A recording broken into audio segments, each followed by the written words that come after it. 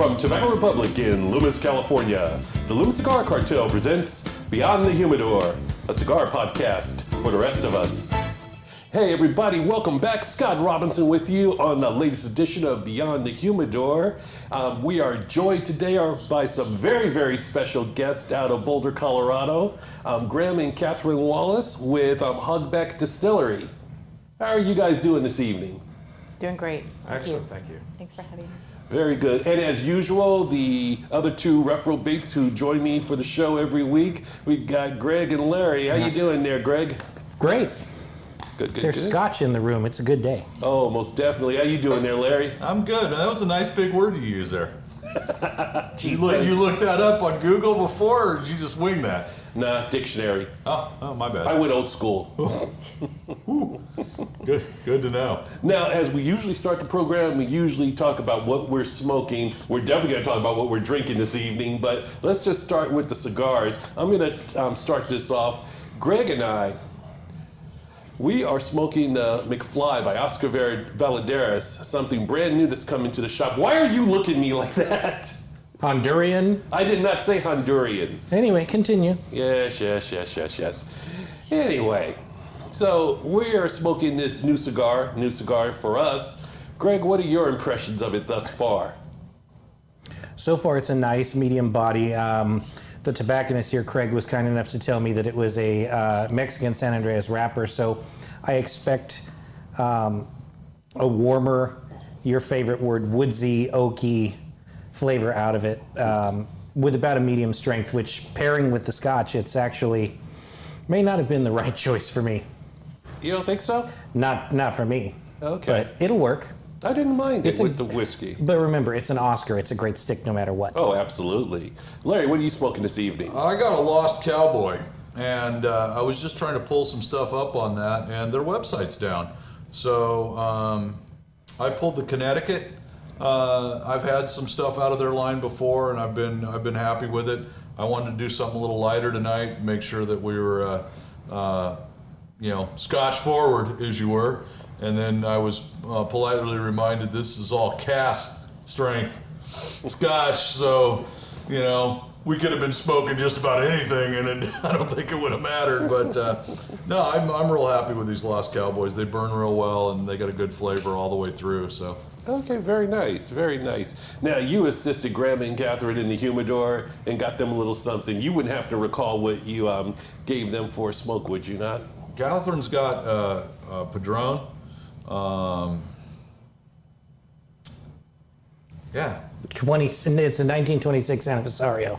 Oh, okay. Oh, yeah. There you go. You cannot go wrong with a 1926. No. And a little bit smaller on the ring gauge, so she's going to get a little more flavor out of that one. And Graham picked up a Camacho. You guys know how I feel. Camacho. I love their sticks. So A Criollo, no less. So. And he seems to be doing a pretty good job on that one too. How's that doing? Have you had the Criollo from Camacho before, Graham? I have, yes. Okay. Yeah. So you're familiar with that, but Patron's new to you, right, Catherine? It is. It's okay. new. It's actually pairing very nicely with this rum finish. All right. Yeah. Oh yeah. Be careful with those. Those are worse than a drug habit. Yeah. Oh, I love Padron, but Dude, they make their own scotch for Christ's sake, and you're worried about them being, caught up in something. I think cigars are a sad sideline behind your own Scotch blends. The gateway to my scotch. Yeah, there you go. There we go. I like that. So, I think our plan was today to just kind of turn you guys loose. Tell us about your company. Tell us about what you're doing and why you're doing it, and we'll sit back and listen and enjoy. How's that? How long do we have? As long as you long as like. you want, my friend. So the last ass, The last ass drops. hey, that might happen. The last ash or the last Either. cars? Preferably ash, could be ass. Just so you know, I'm not regulated by the FCC. You can say whatever you want. Yeah. We do all the time. Yeah, we put the explicit stamp on probably the last 15. Yeah. So that's okay. Yeah, this is not a kids program, that's for sure. No. So, Graham originally from Scotland. Absolutely, a true Scot. How long you been here? I've been here 5 years. Alright. I was born in Scotland, born in Aberdeenshire, in a small fishing port north of Aberdeen. Came over here about 5-6 years ago, depending on when the clock officially started. Came over here. I've been a Scotch whiskey drinker for 30 plus years. Loved Scotch. It was a slow process. Didn't just jump into it. Johnny Walker was the first Scotch I started drinking, and you just evolve in your tastes. Got into single malt. I got into single malt by winning a whole load of vouchers that I had to spend at a liquor store.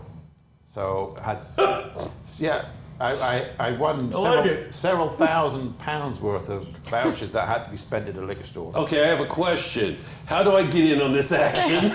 First of all, What move to the I UK. want to know is who's handing out liquor store vouchers for what? I mean, And where do they live? yeah. We have a slightly different attitude towards alcohol in the UK. Legal age for starting to drink is 18. Okay. Generally, it's somewhat younger. Well, it's the same way in the here, United it's here. States. It's the same For some of us. As parents, we often will encourage our children to start drinking younger, just to introduce them to it, so that it's not this mysterious product that they just got to wolf down as much as they can when they're suddenly old enough to do it. So we acclimatize them to it. Break them over in the easy. I years. like it. Okay. So we have regulations on alcohol consumption, but it's not so frowned on as much as it is here in the US, unfortunately. I got into Scotch whiskey gradually, and then I worked for myself for about 30 years, doing one business, then another. Photography was my passion, and ultimately I ended up starting a publishing business, publishing my photographic books. Oh wow. Okay. And being in Scotland, I was photographing. The first book I published in Scotland was a coffee table book of landscapes in Scotland. And then maybe the second or third book I published was a whiskey book with pictures. It was picture-led of distilleries in Scotland. And that ended up with me spending more and more time in the Scotch whiskey world, spending more time at the distilleries. The book that I enjoyed working on the most, it was the last Scotch book, Scottish book. It was all about one distillery called Ardbeg. And Ardbeg's history is fascinating. It's one of those distilleries that was closed and reopened and changed hands so many times, as so many of those distilleries did. And I just happened to be around when it changed ownership into Glenmorangie. So Glenmorangie became the owners of Ardbeg Distillery, and at the time the distillery was grey, falling down, and they invested some money in it. They brought a guy who had been the master, an assistant distiller at one of the other Glenmorangie distilleries. He went over there with his wife and 2 children to help bring this distillery back to life. So even though it was owned by the big Glenmorangie company, they almost let this couple run the distillery as a personal project. So that was wonderful. And I happened to be around at the time, and I thought it'd be great to follow this story and write a book about it. When you buy a closed distillery, you generally get the whiskey that's still at the distillery. So there were some real gems at that distillery, 25-year-old whiskies that had been forgotten about. Wow. Okay. So to work on this book was magical. I got to taste whiskies that you'd pay tens of thousands of dollars to drink now. Huh. That's amazing. Yeah, it is. So it was good to be around at that time, and that kind of got me more and more into whiskey. I then launched a whiskey magazine, which was a big mistake because magazines need a lot of advertising to fund them, and I wasn't getting enough advertising, so I pulled the plug on that pretty early on. And skip forward a few years, I decided I always wanted to come and live in America, but it's not, you can't just decide to do that. So I came up with this idea of the craft whiskey world, or the craft spirits world in the US was 10, 15 years ahead of what was happening in the UK. Mm-hmm. So I thought it would be cool to come over here, start buying barrels of whiskey from the craft distilleries, and start bottling them independently. But I couldn't get a visa that would allow me to come to the US and start doing that. The visa actually, for me to come here under the business visa that I was applying for, required me to invest before they would grant me the visa, which is not the most business savvy route to go down. So you've got to invest, buy equipment, then we might give you a visa. Should have come through Mexico like everybody else. I'm glad you said it.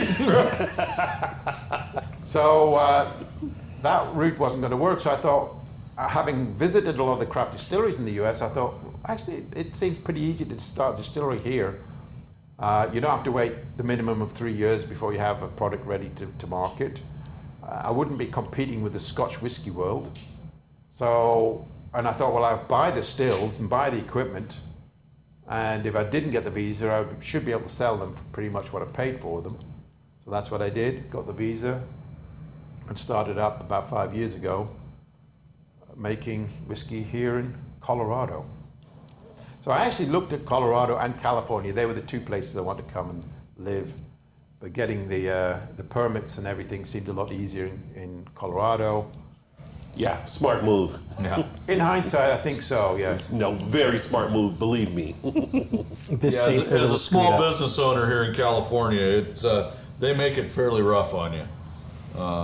It's difficult. Yeah, I think the licensing, and if my memory serves me correct, to get the permits, it was about $3,000-4,000 in Colorado. Mm-hmm. I think it would have been $15,000-20,000 here. Oh yeah, that does not surprise me. Now, tell me a little bit about your process of making whiskey. Did you stick to the Scottish traditions, or how did you come about your, for lack of a better word, your recipes in creating your Scotch? So I currently have various styles of whiskey. Okay. I have rye whiskey, I have bourbon whiskey, and I have malt whiskey. None of them are technically Scotch. So the recipe is the same as a Scotch whiskey, but I can't call it Scotch. You guys can call it Scotch. I can't call it Scotch because it wasn't made in Scotland. Right. Okay.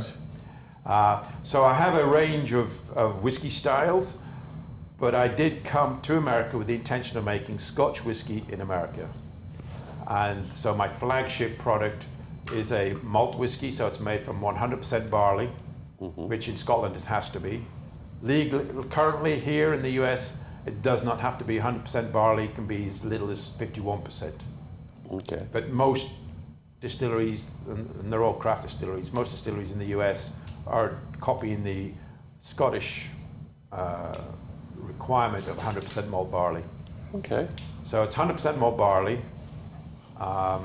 I have what's called a peated style and a non-peated style. So a lot of Scotch whiskies, or some Scotch whiskies, are peated. Most of them are not peated. So one of you guys mentioned that you like Glenmorangie. Bruichladdich. Bruichladdich, okay. So Bruichladdich is a non-peated Scotch. Okay. Then you've got the other end of the extreme, which is a distillery just about 8 miles away called Lafroig and Ardbeg. They're big peat. Oh yeah, that's for sure. And I like the peated whiskey. So ultimately, that's what I want to become recognized for, is making this peated style whiskey. Okay.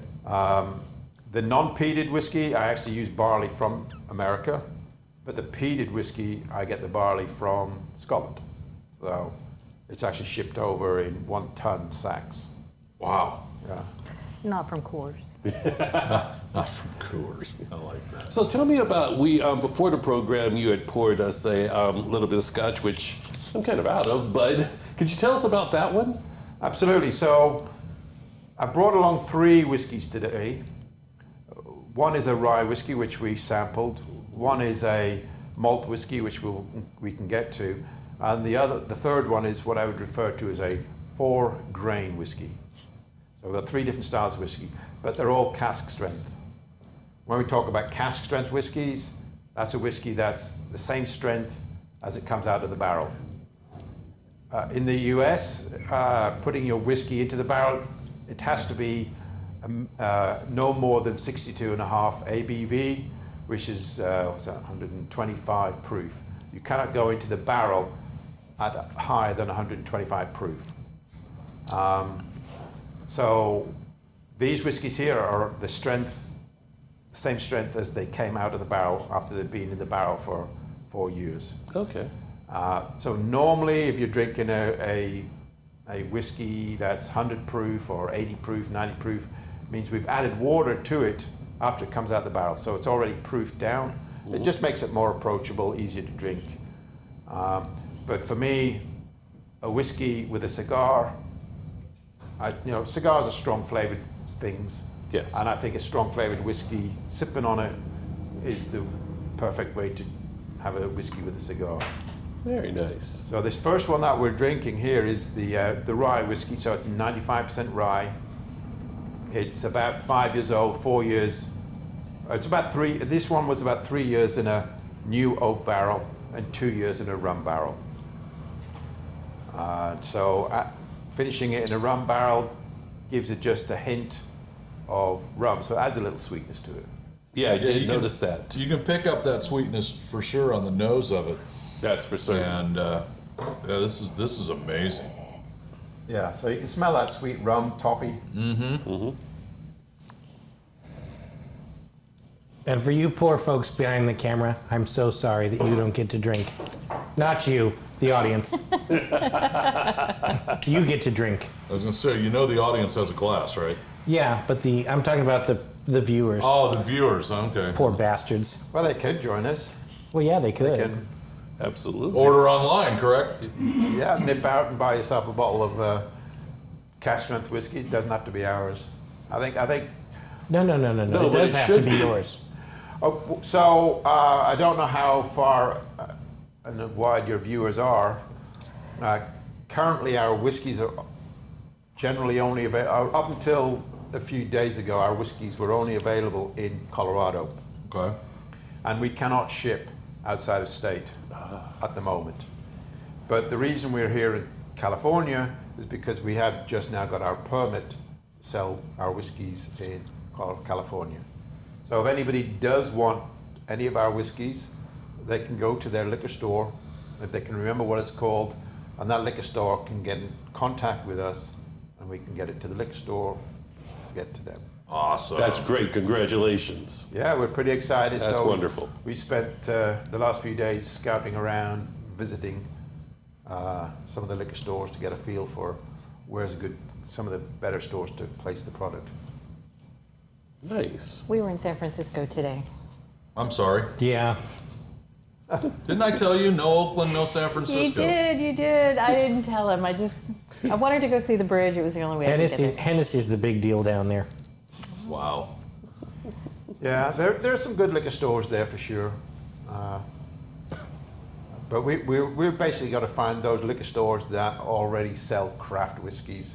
Yeah. Yeah. So there's a certain market or sector of people out there who enjoy trying something new and trying craft spirits. Yeah, there is a growing market for that, especially in the craft world, whether it be beer or whiskey. So, Now- that's a great start. Can a higher end restaurant, can they order directly from you now in California? Would you be Yes, able to they do could that? too. Yes. Okay. Yes. Okay. Loomis Basin, as a matter of fact, across the street. Yeah. We'll talk after the show. I Yeah. got a couple of people. I'll get you information too. Sure. You can reach out to.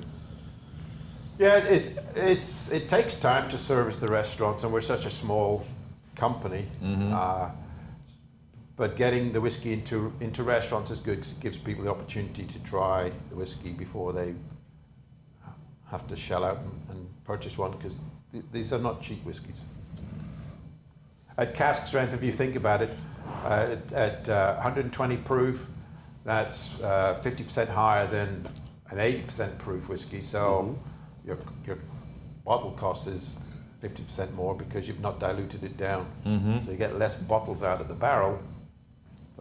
So The numbers have to reflect that. That's Yes. right. Yeah, no, for sure. Yeah. How are you on the whiskey? Oh, I am out. Okay. Hey. We don't got your dog here today, okay? I will not drink just like I drink Russian Standard. Good. I Now, am pacing myself. do you want to try a second one? Or are you still sipping? I'm still working on this one now. You need to stop nursing it. Hey, take it easy there, McFly. I might have given him a handy pour. Yeah, a she- big okay. pour. It got a little crazy there. I heard she was from Texas. Where we get and, the you know, Texas pour. We can give you a little top up. With, Oh, please. That's the same? yeah, let's do Yeah, something. just So we're all- You want part of this one? We don't share. Oh no, Good to know. you drink your own troubles. Tell me when. There we go. Thank you. You're Can I borrow your lighter again? Of course. Here's one. You're making me talk too much. Now, Graham, tell me what. He's got to light a cigar, man. that's okay. Run something by Catherine here. Yeah. Or not. She sound well. You're already mic'd up. You're gonna talk. You didn't have any problem talking in Denver. I don't have a problem talking. So what's your end of this operation? Sales and marketing, Sales and marketing. moral support. What are we doing? Hobnobbing, moral support. Yeah. There we go. Wait, back that bus up. Hobnobbing Hobnobbing with him? with the goober smoocher right there. Hey, you know, Ooh, that's wild. every once in a while, you know, I do something right. And I knew nothing about this Well, until afterwards. yes. Ah. Master manipulator over here. Him or me? Both. Maybe me a little bit because he wasn't entirely certain he was doing the podcast. Yeah, I've been cahoosed into this, I think. Hey, you seem to be doing all You're right. doing great. Doing just fine. Yeah, Catherine's been on about this for quite some time. And I guess initially you didn't realize how close I you did guys not. were to where we were planning on staying. Yeah, no, I think that was kind of a surprise when we put that together, huh? It's like, There hey, we was- can actually talk to these idiots. Yeah, there was no way I was going to come through this area and not talk to Oh, that's awesome. That's I'm wonderful. glad I don't you think did. you didn't realize how close they were until we literally drove past because Yeah. we were still lining it up and we were coming over 3 days ago. We came over Donner Pass Yeah. in the Which rain. made us think of, you know. Well, you reminded me about, are we going to do this podcast? I said, well, where are they? And you said, oh, they're near Berkeley? No. I said near Auburn. No. And I said, well, that's just up the road. How convenient. So, yeah, here we are. Well, this is also our 50th episode, too. Well, Yes, it is. Well, I'm glad we can bring whiskey for this. We're good It's with a good it. way to celebrate. So are we. So, yes, that's Catherine's job, isn't it, to help promote the very, very small brand that we are. Well, and yeah, we had a really good time up at Denver, and you know, it's funny. We've been up there twice now, and you know, you're kind of going around, and it's just the product is as much the people as it is the product, and some of the craft stuff that's been up there the last 2 times we've been there, I'm sure they have a good product, but just you're not feeling any kind of connection from the people. You know, I got a kick out of you. We had a good time. Scotty and I, the guys from Prost Brewery literally stopped handing out beer when they saw us this year. And we weren't getting tasters, they were giving us full cans of beer. Oh. So we were going from them 2 doors over to what was Delirium Brewery, and then around the corner to Rocker Bourbon, and good grief, I mean, but everybody was having a blast. And then, you know, you go down the way a little ways, and here's another craft distillery, and they won't even acknowledge you when you walk up. Yeah, You know, they're the just- guy's on his phone or he's whatever. I'm like, you have a chance to introduce me to your product that and what? Take advantage of that. Yeah, get me excited about it. Or tell me to get lost, but tell me something, Right. and that boggles my mind that you spent all this, and I don't know how much it is for a vendor to come out there, but you took the time, the money, to come out there, and then you just don't seem to want to talk to people. That's the dumbest thing I've ever seen. Well, that's free marketing. Yeah. Just Yeah, getting just, to know the people. Yeah, that just are start out running there. your mouth. Yeah. I mean, everybody knew we were there. Yeah. Well, and it was funny how many people last year or 2 years ago knew who we were by sight. Yeah. It was weird. Gratifying, but a little weird. Well, the Hogback Distillery I'm the owner of it, I'm the distiller. That's how small we are. This is my pension project. I'm doing it it is 100% a project of passion and love. It's not about the money. I'd like to be able to pay the bills and grow the business, but it's a project of passion. Catherine is actually my partner, so she's equally as passionate, maybe more so. But yes, it's a small operation run by passionate people, and that's where we're at right now. Even some of the, it's a big question. What is considered craft? How small, how big are you when you're craft? Yeah. Certainly, a lot of craft distilleries end up getting big levels of investment, which you kind of need to really help get the name out there. And that's when you start to lose the connection between the owner, the person who may have had that passion to start with, and who you meet at these shows. Right. So. Well, one of the questions I have is just the process of making said whiskey. What do you think is the most important ingredient? Greg had shared with me a link for a show that talked about Scotch, and He's going to steal my question. You knew it was I Go going right to ahead. happen. Go ahead. Well, wait until I ask the question, then you can whine. What do you think is the most important ingredient in the whiskey, or the most important element? Now, the traditional Scottish would say it's copperage or cooperage, a little bit of both. They say water is the least important. What do you think it is? Is it, the malt? Is it the water? Because, of course, when you're making Scotch in Scotland, you're using Scottish water. So, and some will say that's the most important element. But when you talk to, authentic, for lack of a better word, whiskey distillers, traditional whiskey distillers, they will say that basically it's about the copper and the barrel. What do you think that is? Or would you agree with that? Or To simplify it, whiskey has got three ingredients: barley, or the grain, water, and yeast. That's what you need to make whiskey. At the distilling stage, I would say the water is the least important of those three. The process of making whiskey, you're steeping the grain, so you've got a water influence there, but you're heating it up, and then you have to cool it down to add the yeast, and then you heat it up to distill it once, and you heat it up again to distill it twice. So as long as you've got an okay water at that stage, the water is the least important of those three. okay, Now when you're proofing it down, then that's when the water does become important. But at the distilling stage, the water is the least important. For me, the most important is the grain, which is why I get most of my grains from Scotland. The way I look at it, the Scotch whiskey industry is the biggest whiskey industry in the world. So in the US, you might be drinking a lot more bourbon, or you are drinking a lot more bourbon, but globally, Scotch is the #1 selling whiskey. And it's made in a tiny little country which is probably about the size of Kentucky. I'm pretty sure it's Scotland. The whole of the UK, I think, is smaller than California.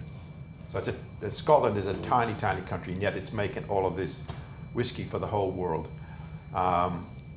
They've been doing it for a long time, and so they generally, everything is about 90%. So 90% are doing this and 90% are doing that. There's always some mavericks who are doing odd things. Oh, yeah. But 90% of the industry are using the same grain. And every few years a new strain will come along and they'll all move to the next best strain of whiskey, of barley. And the strain is based on the quality of the product, the flavor profile, and the yield. So my view is if they're the leading whiskey makers in the world, using the best grains in the world, that's what I want to use. A lot of craft distilleries promote themselves on using local grain, and that's a wonderful thing. That creates versatility, variety, but you're not necessarily starting out with the best product possible. And for me, it's all about starting with the best grain you can buy. So I'm getting, for most of my grain is coming from Scotland. So that's the most important ingredient.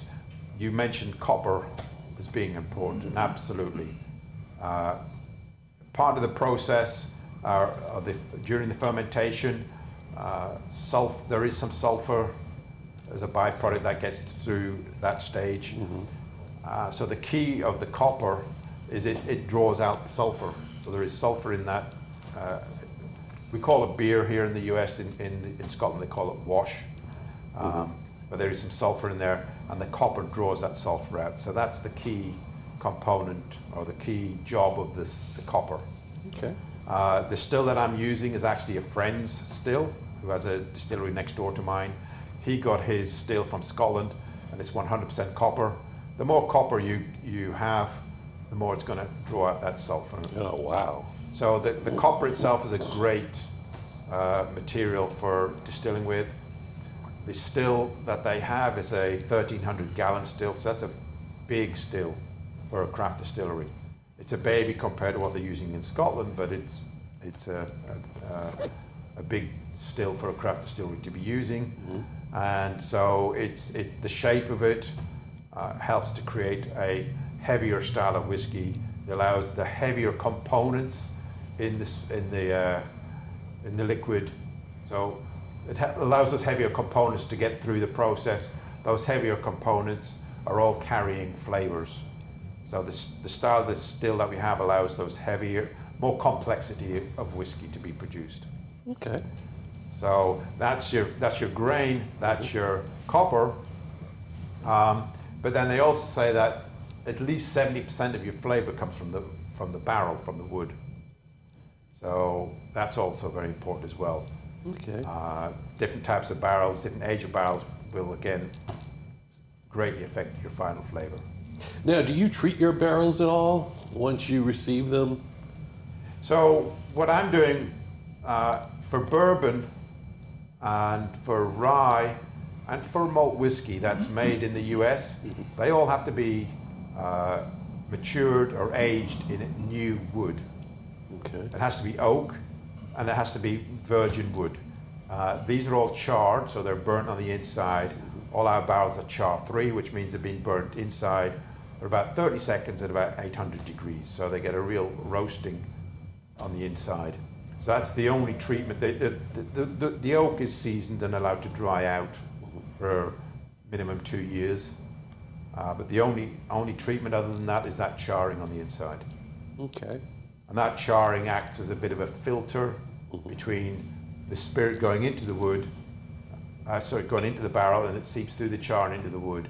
And that process of seeping through the char into the wood and back out, in and out the barrel, on the inside of the barrel into the wood, that's happening every 24 hours. It soaks into as the pores of the oak open up, it soaks up the spirit, and then as they contract, it pushes the spirit back out, and that helps to mellow the whiskey. So it adds flavor, it adds color, but it also mellows, and that mellowing process is key. And that's happening every day. Wow. That's awesome. Gregory, was that your question? I was about to pause for a minute to give Greg a moment to whine. I think he's been doing that. Yeah. That's Silent. my job. Okay. Yeah, thanks a lot. Wow. That's what I do. I'm a helpful beaver. So going back to the wood then, with it being a new, if you put your whiskey into a new barrel, you're extracting the greatest amount of color and the greatest amount of flavor out of the wood. Now in Scotland, you don't have to use a new barrel, so 70% of the whiskey that's matured in Scotland is being matured in ex-bourbon barrels, because you can't reuse the barrel here in the US and still call it bourbon. So they ship the barrels over to Scotland. And so that's another tradition that I'm following here. So whilst my rye and bourbon are going into new barrels, and some of my malt whiskey is going into new barrels, most of it is going into the barrels that previously held that rye or that bourbon. And at this moment in time, I cannot call it malt whiskey because it hadn't been in a new barrel. So technically, if I was to barrel some or bottle some whiskey that's been in the used barrel, I can only call it whiskey. But we're hoping that the law will change in January, February to allow us to follow the same rules as Scotland, in that you can use whiskey in a used barrel and still call it malt whiskey. So that's something to look forward to. Okay. Always got to be a bunch of laws getting in the way. Exactly. What is your feeling about what's going on what has been going on in Scotland, as far as some of the more traditional distilleries are being bought by foreign interest, or just being gobbled up by big conglomerates? That's an inevitability, I guess. No, I think I'm fine with it. There's nothing stopping anybody from starting their own distillery in Scotland. As I say, Scotch whisky is a global product. The biggest owner of Scotch whisky distilleries is Diageo, and I'm pretty sure they're British, actually. Even though it doesn't sound like a British name. I'm pretty sure they're British. But second and third biggest owners are French and Japanese, and they're buying these distilleries because Man down. Shit. This was empty. It was. No alcohol abuse. he doesn't know his own strength. Craig, I owe you a glass. No more whiskey for you then. Actually, no, I had one. That was plenty. Yeah, And that was, you haven't got the best, it's still the count. I know. So yes, a lot of Scotch whisky is sold in Japan, so it makes sense that they would want to try to take control of some of that Scotch whisky, make sure it still goes to Japan. Yeah. France is a huge market for Scotch, and it is, I say, globally. So it's how it is. I'm fine with that. The Japanese market is really big for Scotch whiskey, isn't it? Yeah. And the whole Japanese whiskey industry started out modeling itself, trying to mirror itself on the Scotch whisky industry. You only watched the first episode, right? I did. The second episode, they talk about that. Oh, okay. And again, I know there's a law recently changed with the Japanese in whiskey, actually. Up until recently, you could, in Japan, they were actually blending Scotch whiskey with Japanese whiskey and selling it as Japanese whiskey. Huh. So not a lot of people know that, and it's not clear on the label. Right. And I'm pretty sure there's a law just now come into force that if they're putting Scotch whiskey into Japanese whiskey, you have to call it something different, or they have to identify that they've done that now. And it's not that it was not a good product, but if you're buying a bottle of Japanese whiskey, you want to know that it was made in Japan. Well, that would be considered more. That would obviously be considered like a blended whiskey, perhaps. It depends how you use the word blended. Okay. In theory, if I take two barrels, both made at my distillery, and bring them together, I've blended them. So I generally, that is what has happened. You blended two barrels. Yeah. But I like, if that's what's happened, I like to use the term vatted. So you're putting them in the vat and bringing them together, because people's perception of the word blended is that you're taking whiskey from different distilleries, or different styles of whiskey, and bring them together. So a blended Scotch is malt whiskey and grain whiskey blended together. But yeah, blending is any two products and you're blending them together. Okay. Scotty, how you doing on your second round there? We ready to try number 2? Duh. Now I know Graham will probably know the answer to this. So he's out. What's the number 1 selling whiskey worldwide? Ooh, I know the answer to this. Do you now? I don't care. Yes, you do. It's not what you think it is. I don't know. I don't care. As long as it's good, I don't care. It's Johnny Walker Red. I was going to say Johnny Walker. Yeah, it's Walker.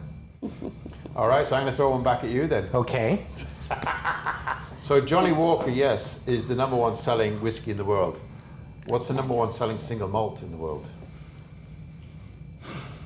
Because Johnny Walker is a blend. It's Yes. a blend of malt whiskey and grain whiskies. Number 1 selling single Single malt. malt means it's a malt whiskey from one distillery. The single means it's from one distillery. Glenfiddich? Yes. Or is it really? Because I was going to go with the Macallan. No, I think I don't know, Macallan may be the number 1 selling Scotch in America, but worldwide, Glenfiddich.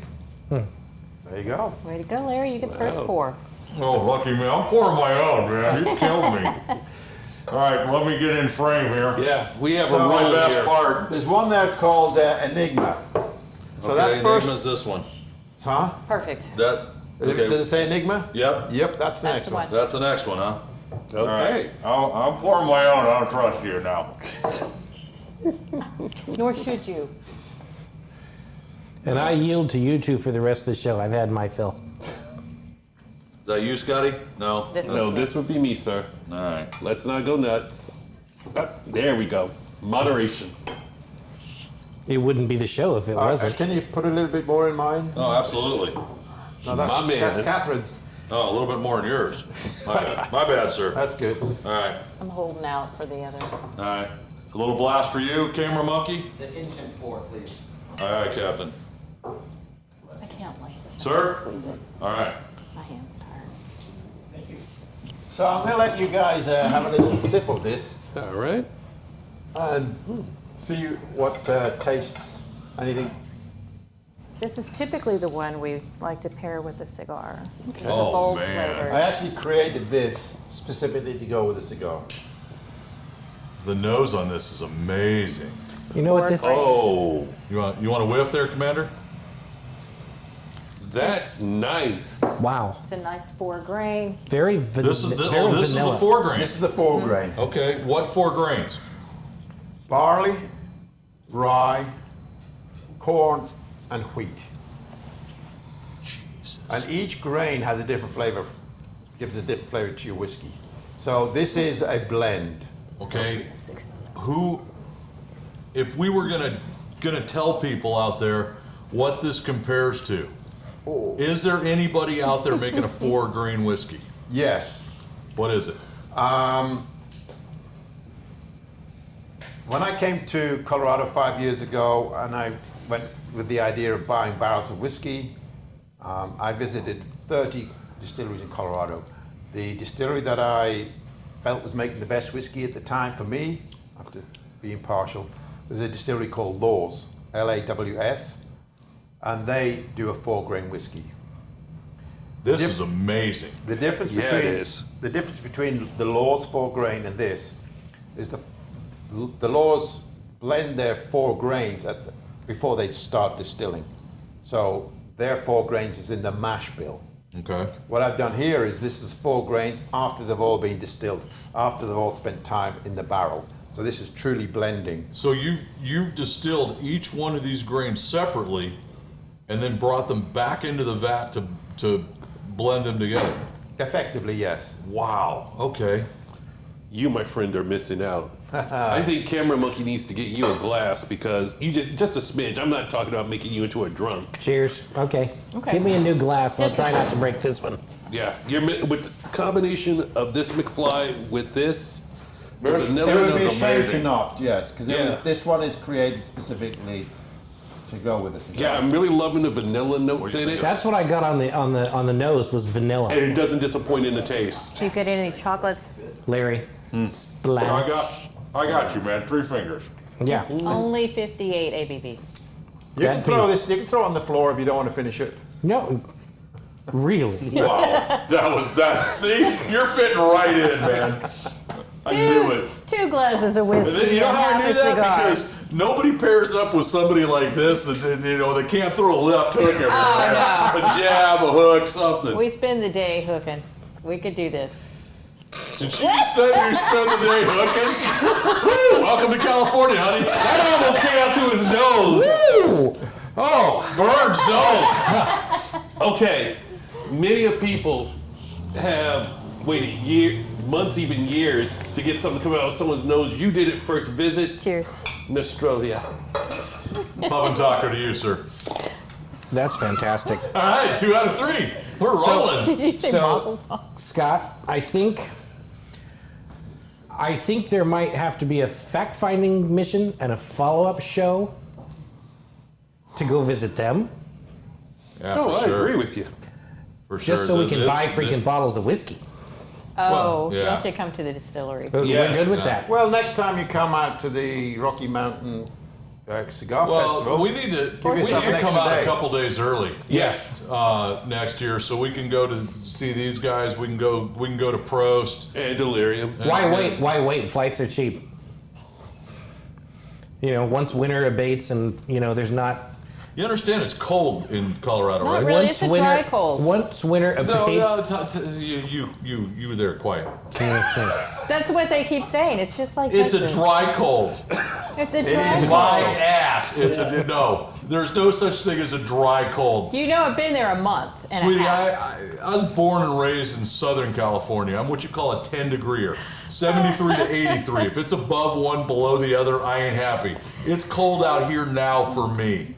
I'm a Goldilocks when it comes to weather. just right. That's right. Not too hot, not too cold. That sure's not this area. Jesus. Well, just let us know, and we'll make sure we got something interesting for you. Oh, without a doubt. And this is number 2 or 3. So you're saying that 3 is a step above this? Oh, wow. It's different. It's different.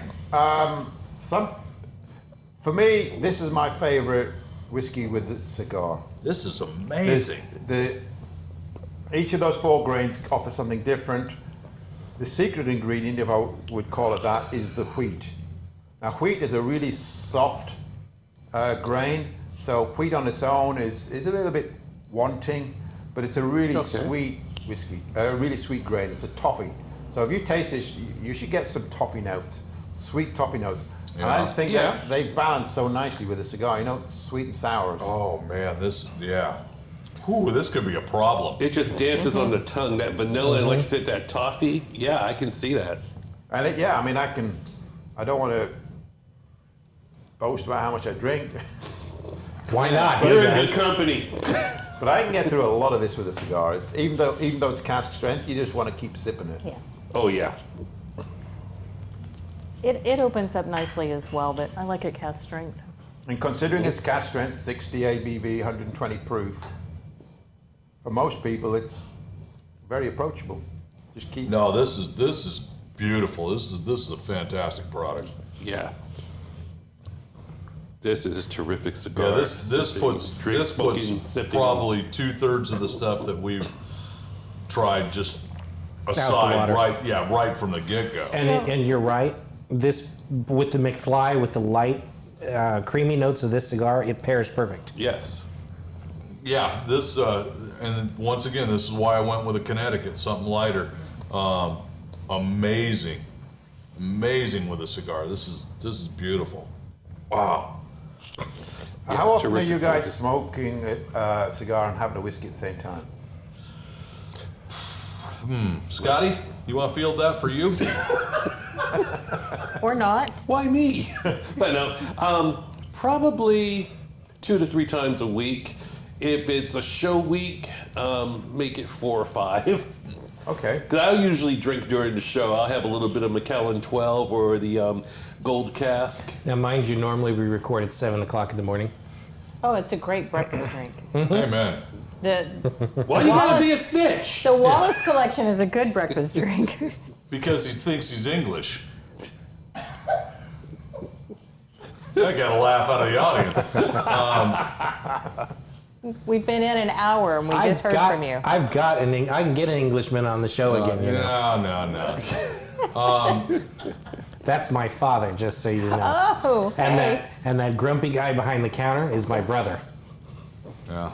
The nepotism runs deep here. Obviously. Just saying. I'm probably once a week with a cigar and a whiskey.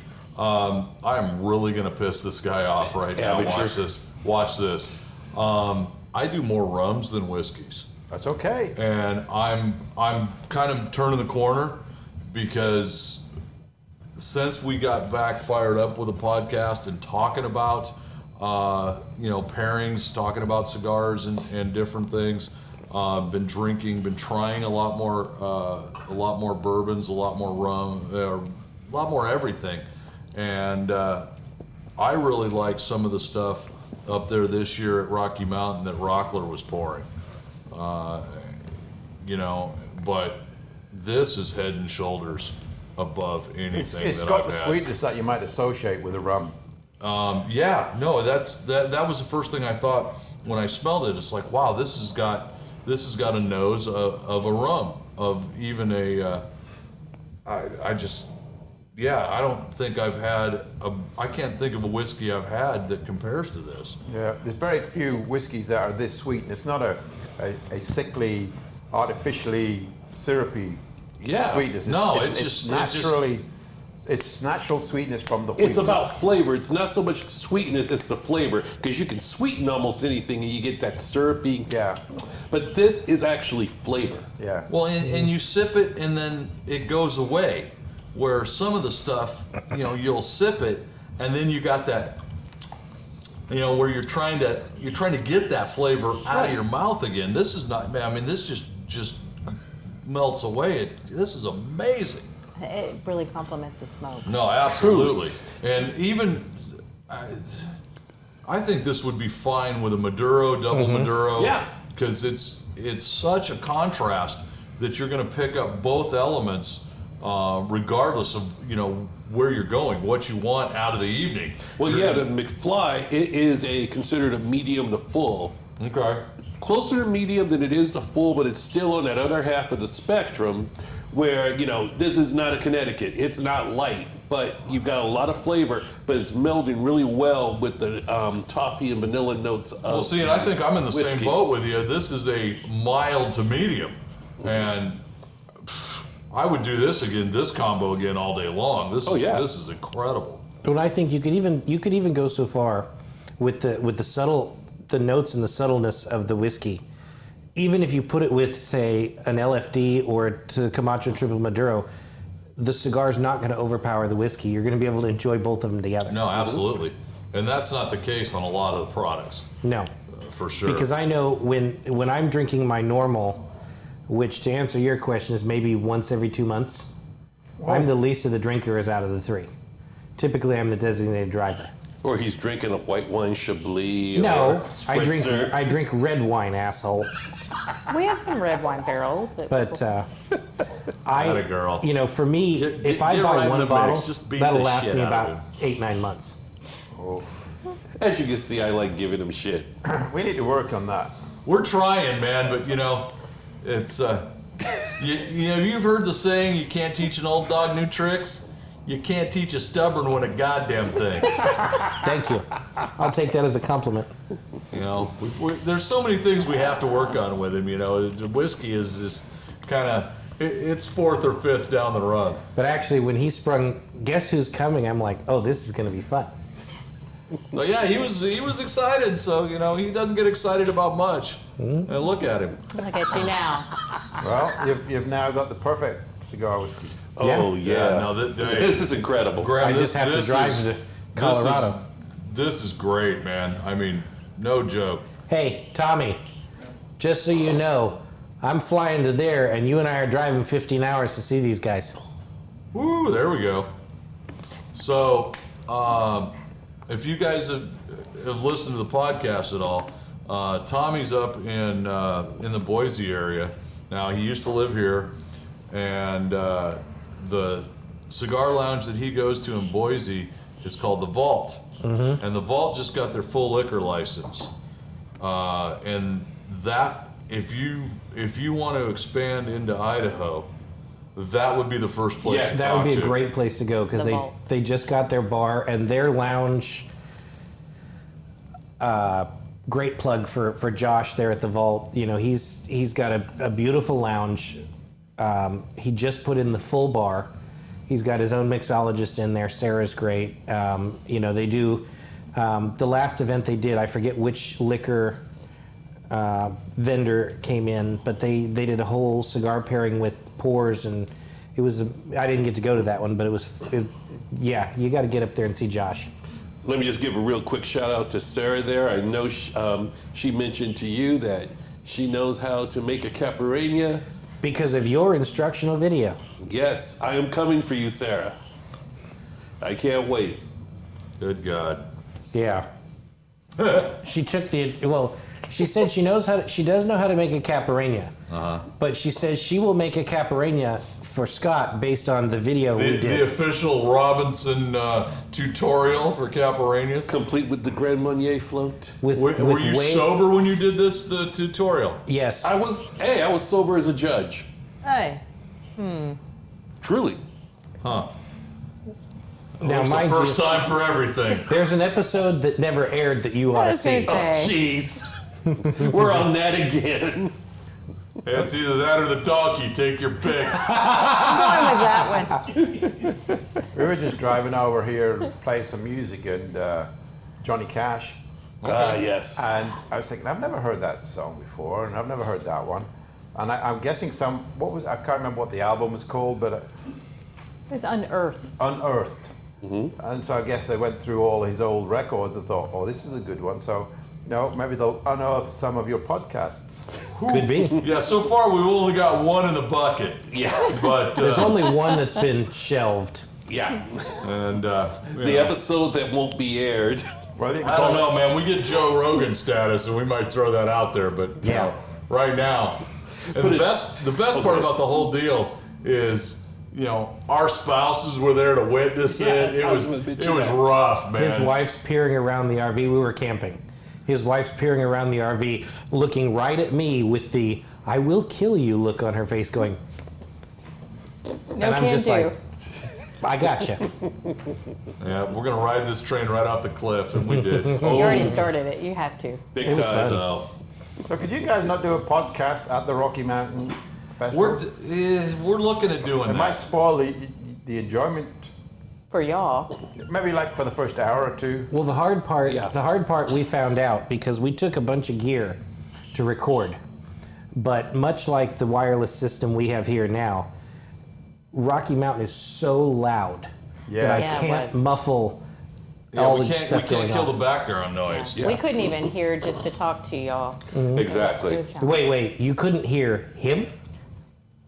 Well, I was talking loud. He was talking loud. But for the rest of them, no, probably not. And yeah, so was loud. that's going to be a difficult process because we've talked about that before, and then we've talked about going up there with swag for Beyond the Humidor and the Lima Cigar Cartel, and eventually I think that's going to happen. Yeah. I don't know if it's going to be for 2021 or not.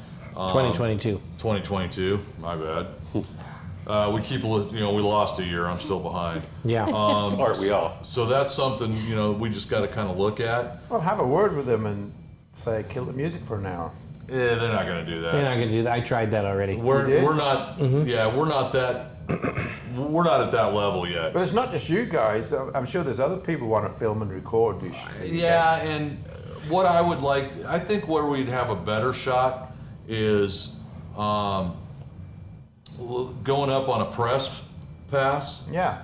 and then saying, hey, how about letting us in a half hour before you let Yes. everybody else Yeah. in, and just let us do some film, some still shots, and maybe a couple of quick, not even interview a vendor or talk to a vendor, do a couple of quick, hey, here we are, this is where we're at, pay attention, and we're gonna be talking to people and giving you a follow-up on it. That would be a good thing to do, and everybody's Yeah. still setting up. Yeah, and you're and catching them. I as think they we set up. would have a better chance of doing something like that than trying to get them to alter their program, and so that we could record during the event. And quite honestly, I don't know if I want to cut into the time of the event. No. We got kind of a small window to begin with. It's only 8 hours. All right. Look at this Well, guy. for us, it was. It feels like 8 hours anyway. Yeah, I think we were Felt more like like 6 days. 6 or 7. Well, let me put it this way. There's cutting into the time of an event, and then there's cutting into filling my humidor. Yes. So Oh yeah, we won't talk about that. Oh, please. Scotty and I had to buy more luggage to come home. I made it But home. they let you come home. That's the thing. Well, I'm what's- using somebody else's ID if you want to know the truth. What's the appeal of buying cigars at that show? So So we're paying half as much or less. the California tax out here is 65% on tobacco products. So a cigar that is $11.95 here or $12.95 here at the event, because there's no sales tax and Colorado's tobacco tax is far lower, you're getting the stick for pretty close to half. So, and the three of us, we keep the lights on in Ron's humidor. We're buying, all our cigars come from here on our day-to-day smokes. But there we go, and for me, there are certain vendors that I will buy boxes of, and it's stuff that Ron doesn't have, that TR doesn't have. But I like to go to get all those sampler packs, because half the vendors that are there, at least this year, I'd never heard of half of them. So it was nice to get their sampler packs to try their product. Yeah, and you're a lot more comfortable spending, typically the 4-packs are, $25 to $35, depending on it's 4 or 5-pack. And I'm okay with spending that kind of money to try something that if I don't like, I'll put down in the ashtray. Whereas something comes in here that we've never heard of and it's an $18 stick, that's a little harder. And we will all justify expense for whatever vice we have Of course. to have, but to a certain degree, you gotta pump the brakes every once in a while and go. Well, see, here's the thing. That's where your tobacconist comes in handy.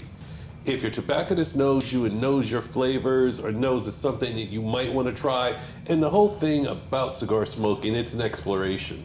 So there's a lot of people who will get into a rut. I did it for probably 6 or 7 years, where I smoked nothing but the one proprietary brand at the particular cigar shop I was smoking at, and I didn't stray away from that at all. Wound up going to get into the habit of going to another lounge and trying a couple of things and going, hey, this is pretty good.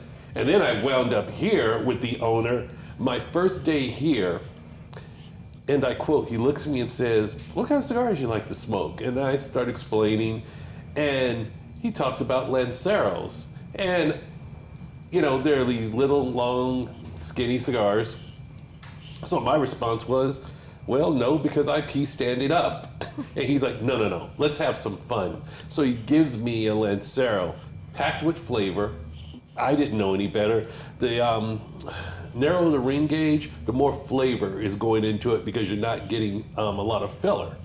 So I'm smoking these really flavorful cigars, and he starts just piling in the little box I have, just piling cigars in there, and about $400 later, I wind up being a patron here. Gotcha. Yes. Absolutely. And that's why, I think that's why our worlds mesh so well. Because it's the same type of thing with the spirits, or craft beers or whatever you're into. You find something you like and then you expand on that and just keep moving forward. And that's kind of, as we travel, that's what we look for. We look for craft breweries, we look for distilleries, and we look for cigar lounges. Because you're going to find quality people and quality products, you're going to have a good time. Someone's going to introduce you to something new. Yeah, something you've never tried, and you may hate it. We've been a couple of places where, oh my God, this is our #1 beer. We sell more of this than anything else you try. You're like, Jesus Christ, this is horrible. We've all had whiskey the same way. Yeah, well, yeah, and we've all had cigars.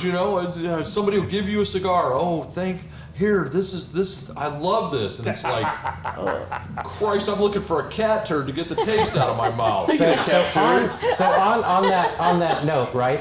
What is the whiskey, Dad, that Grandma used to drink and Grandpa drank for years? Cheddars. Oh. No, it was Johnny Walker Red. no, JB or something. JB. Oh, yeah. JB. So this, JB. right? JB Scotch. And when Grandpa goes, here, you got to try this. I'm like, oh God, right? I'm like, no.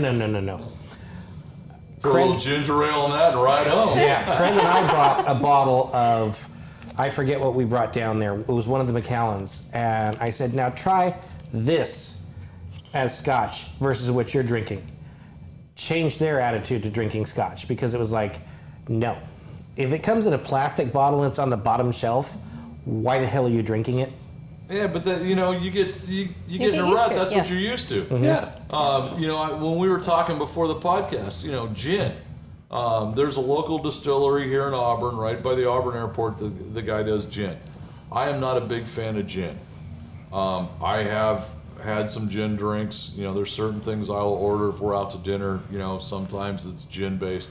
My mother was a gin drinker, but she drank Bombay Sapphire, which is a fairly good gin, comparatively.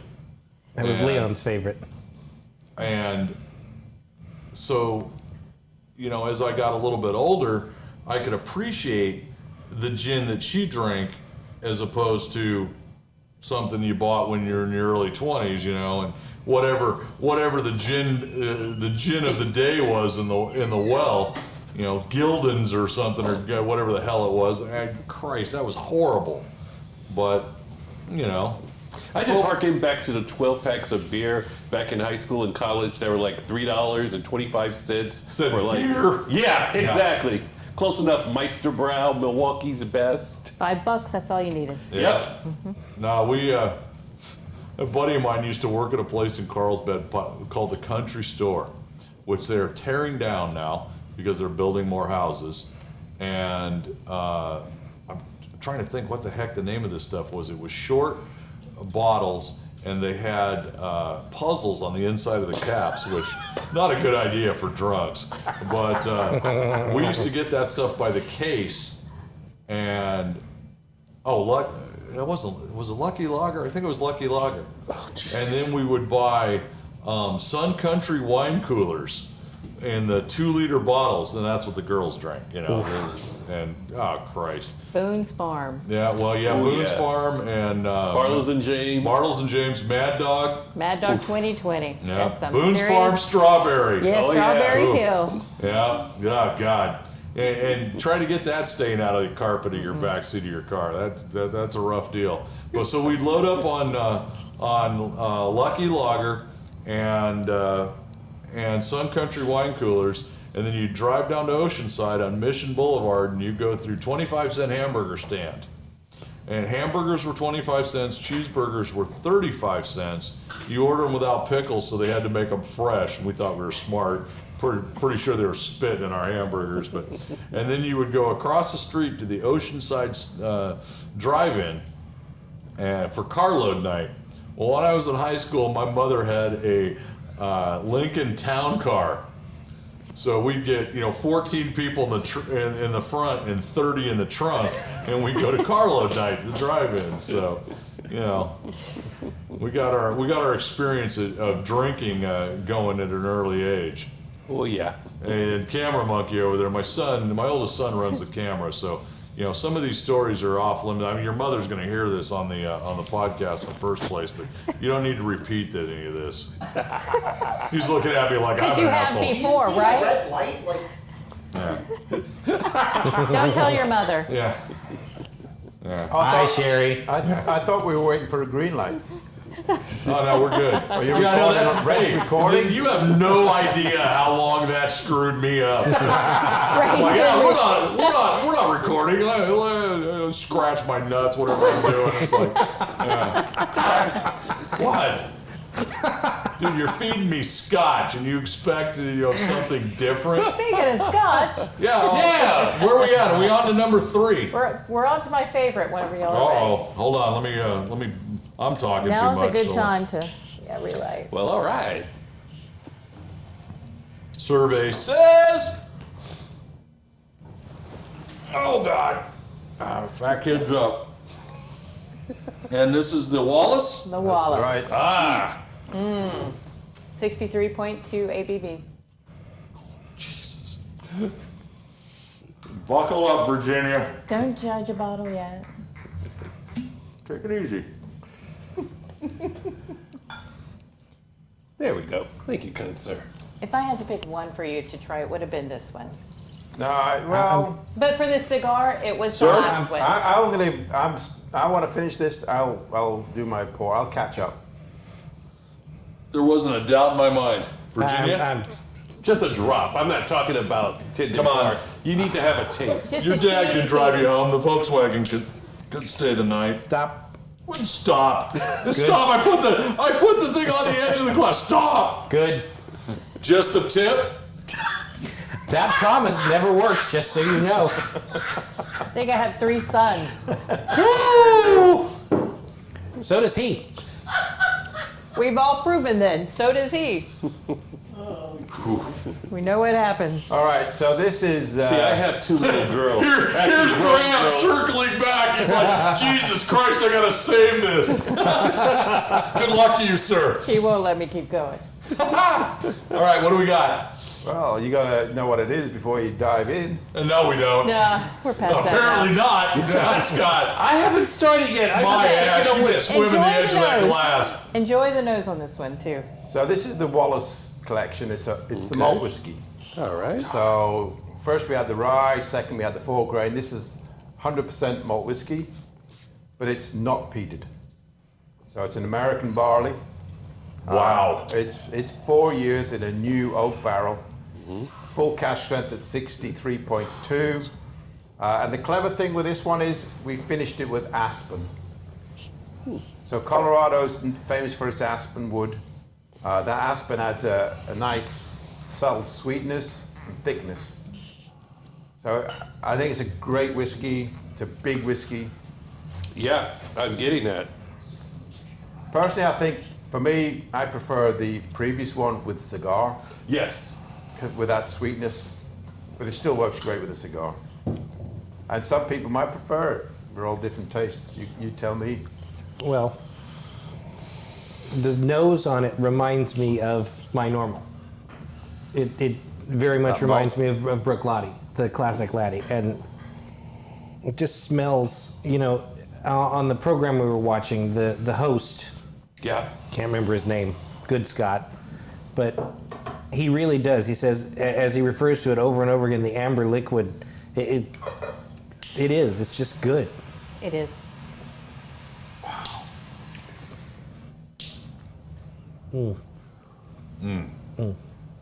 How's that alcohol strength? A bit much, or? It'll jump on you.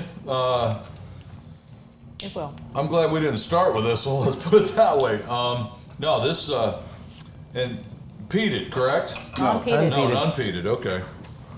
So a lot of people mistake that malt character for peat, Okay. but no, that's all you're getting is the malt. Usually for me, and I don't know if this is true or not because I yield to your expertise, but the peat usually for me is the extra smoke flavor that you get, right? Yes, it's a smoky flavor.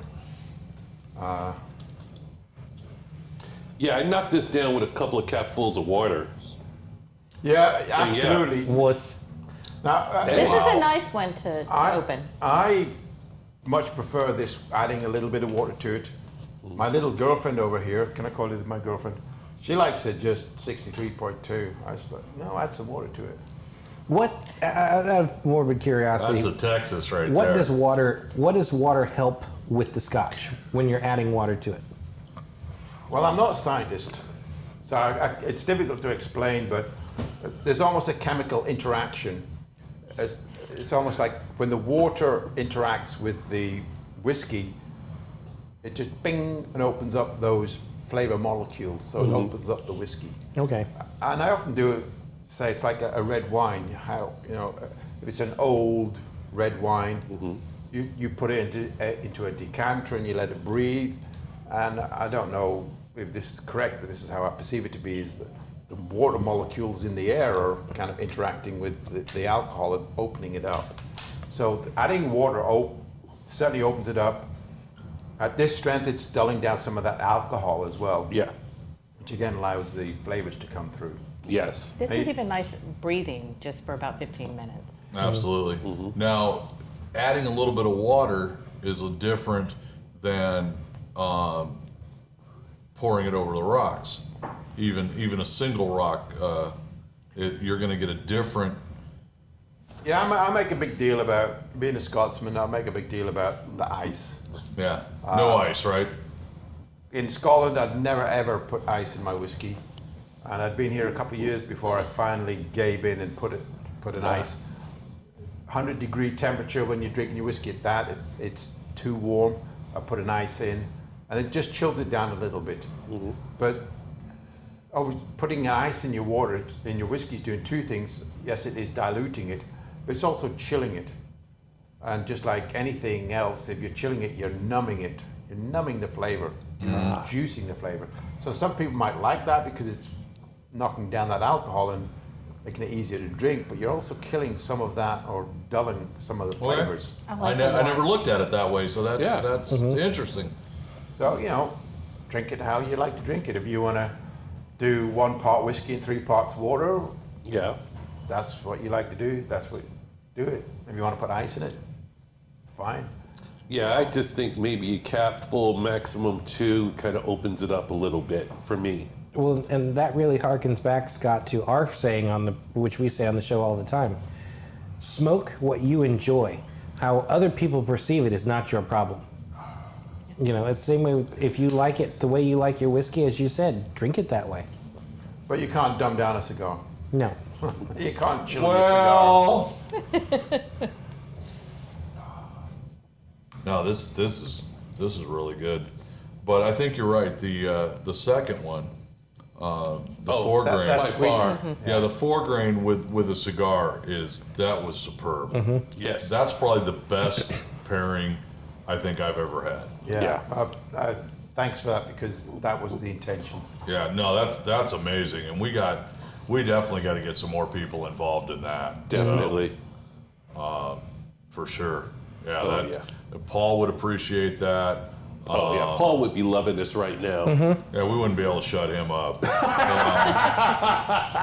But there's just there's a lot of guys that will try this, and I think be super impressed with how that pairing works with whatever they're smoking. Yeah, I'm not so sure there is a whiskey with a certain type of whiskey with a certain type of cigar. I think the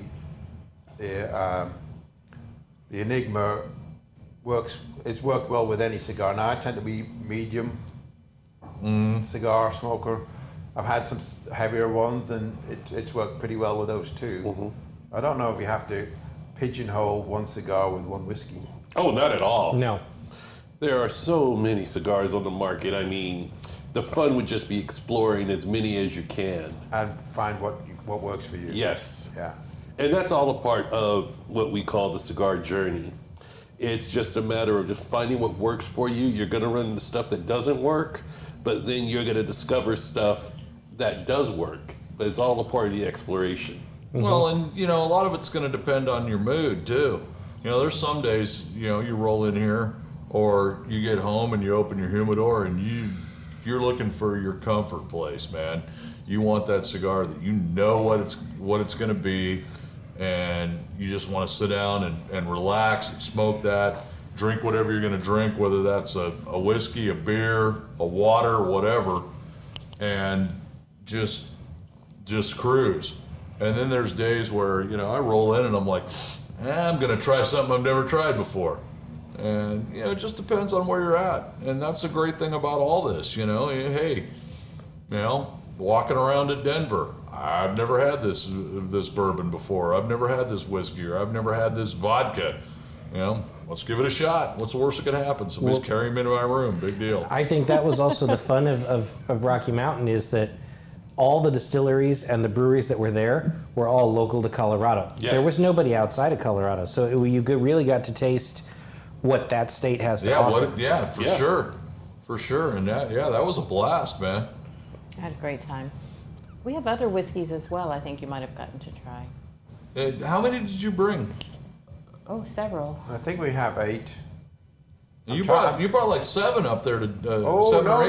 no. We actually restricted. No, we only brought 3. What? Were we restricted on what we could? No, we weren't, but I wanted to keep it focused. We brought the Oak and Aspen, which is our flagship. Yeah, we have a whiskey called Oak and Aspen. So it's a bourbon finished with aspen. Just like this whiskey, this Wallace whiskey is finished with aspen. But the aspen character is much more noticeable in the bourbon. You really notice that sweet, honey-like character that it gives. Yeah, it mellows that 36% rye pretty well. That's Yeah, 36% this is rye. very nice. Boy. Yeah. So I'm going to throw a question out to you guys, and as we talk about whiskey and cigars, I'll put you on the spot here. Oh, by all means. Have you tried dipping your whiskey into a cigar, or a cigar into whiskey? I have done that, yes. Does it Change it? do anything for you? Changes the flavor of the cigar slightly. I've done it with rum. Vodka, you don't really get anything out of it, but with whiskey ever so often, yes, I have. And with rum as well? Yes. I would imagine dipping it into rum would work better. It does. Truthfully, it really does. The sugars in the rum bring out some. It depends on the cigar, though, because some, if you've got a really strong Maduro cigar, darker with a lot of flavor, it will overshadow the rum, depending on the rum that you're drinking. I've done a Maduro in Zaya rum, which is a dark rum, and I don't love it as much because it feels like the rum and the cigar are competing against each other. They're not melding together.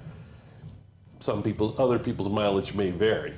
There's a local roller here in this area, Dominican. Don Felix? Yeah, Felix Martinez, that does a really nice job with some medium to full cigars.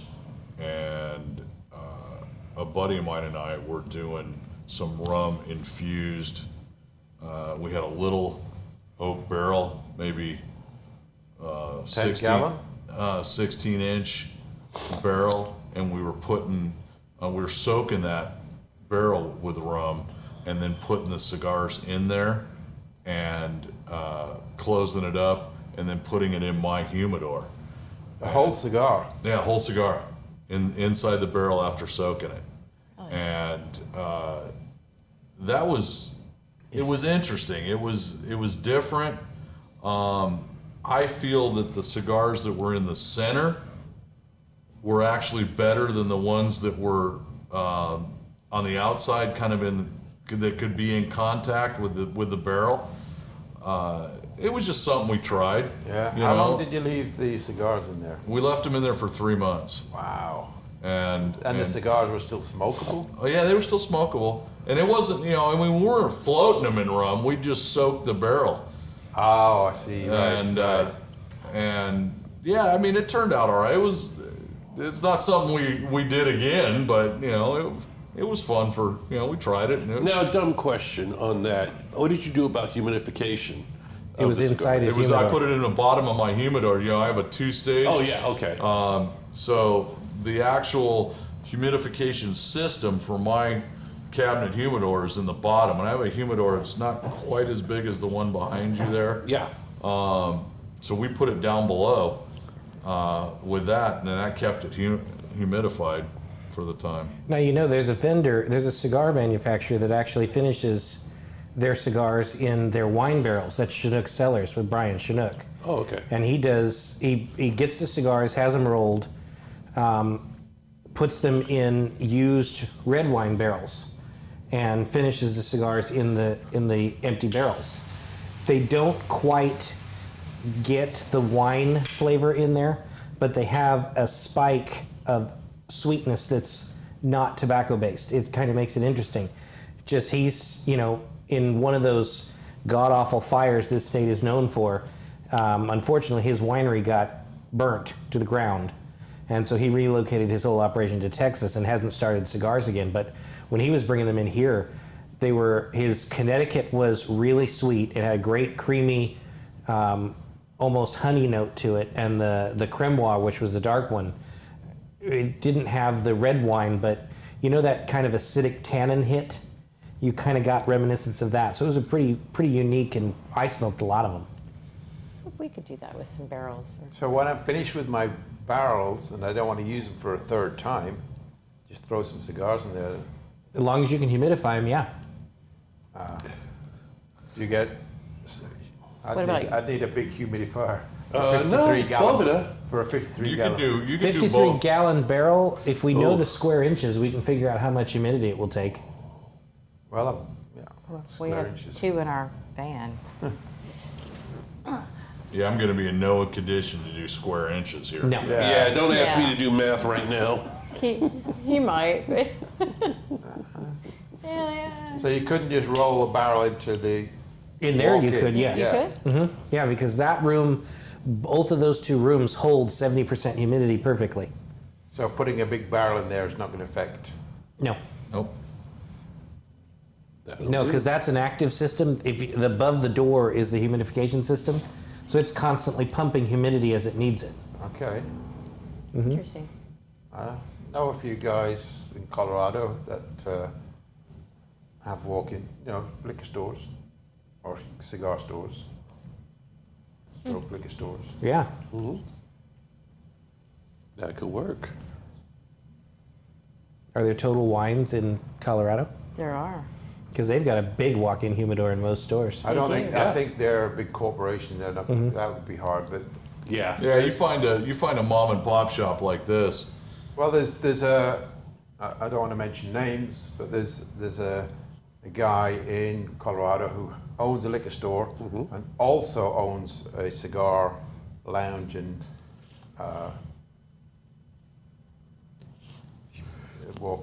they'll have a big walk-in humidor area there. There we go. Yeah. Or we could drive our barrels here. Drive our barrels here. Okay. Yeah, we'll figure it Oh, out. darn, you'd have to come back. That'd be horrible. That would be terrible. Y'all could do a We'd have to come podcast back after at 3 months. Hogback. There we go. We can do that.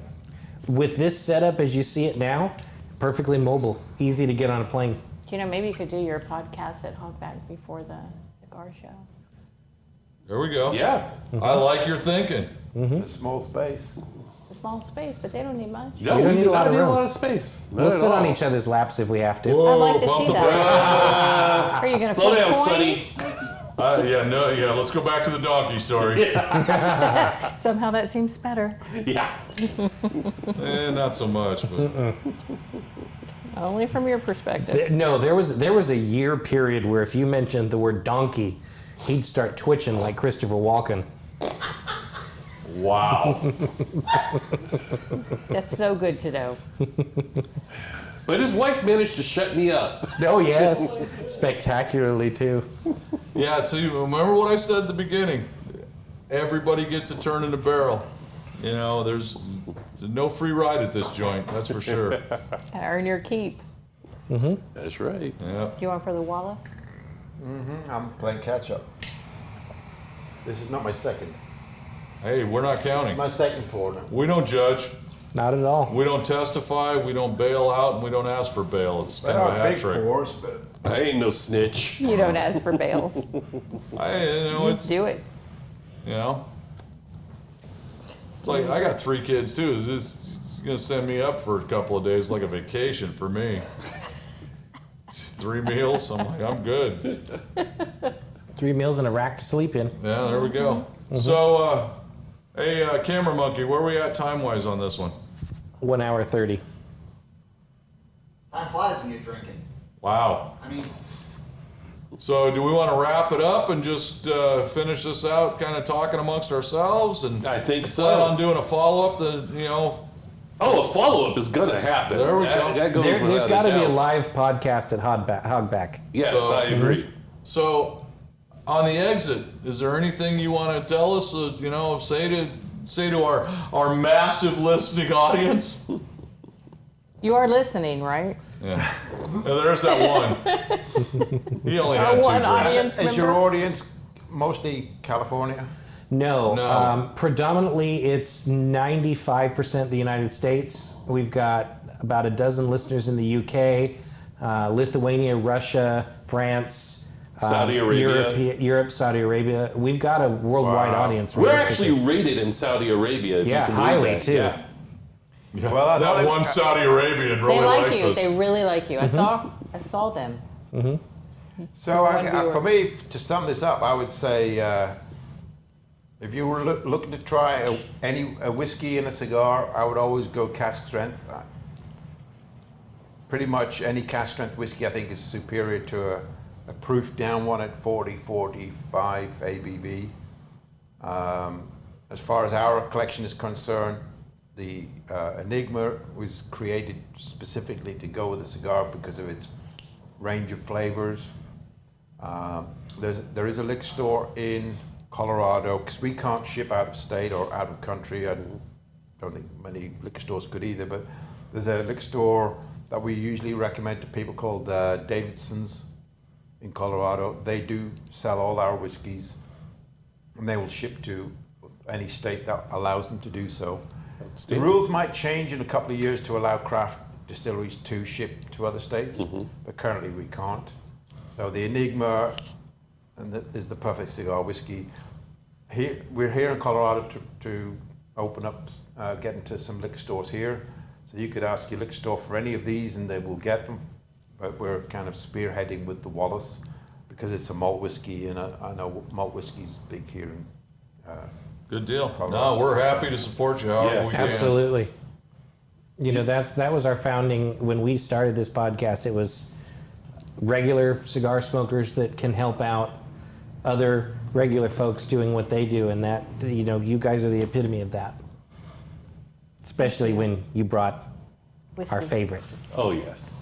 Thank you so much for visiting us. You guys were enjoying the podcast, and we definitely want to take you up on doing a podcast at the distillery, or maybe even doing like a tour of the distillery. We've got the wireless, and we've got, We've the got camera. we've got the gimbal thingy too that we can Yeah. record. Yeah, we got it. We got a good system. Absolutely. Well, hopefully your listeners will give you some feedback on what they would like to hear and learn. Yes. Yeah, for sure. Hey, the whiskey for side. once, folks, it came from him, not him. Yen, dun, dun, dun, dun, dun, dun, dun. Hey, here we go. All right. Yeehaw. Well, guys, hey, we appreciate you coming out. We had a great time. Awesome product. Oh, yeah. Thank you. Yeah. Well, apparently the scotch glass is empty and the cigar's almost to the nub. For so- now. For now. For now. So, while I wait to have my glass filled, I just want to thank everybody out there. I want to thank our guests, Graham and Catherine. And on behalf of Greg, Larry, and myself, thank you for listening. Check us out at LunaCigarCartel.com. Like and share us on Facebook. Follow us on Instagram. Hey, don't be a stranger. Let us know you're out there. Also, check out hogbackdistillery.com. Their link will be on our page. Absolutely. I'm Scott Robinson, and from all of us here at Beyond the Humidor, we look forward to chatting with you on the next episode. But until then, stay safe, stay healthy, and good smoke, good drink, and good life. Cheers. Cheers. Cheers.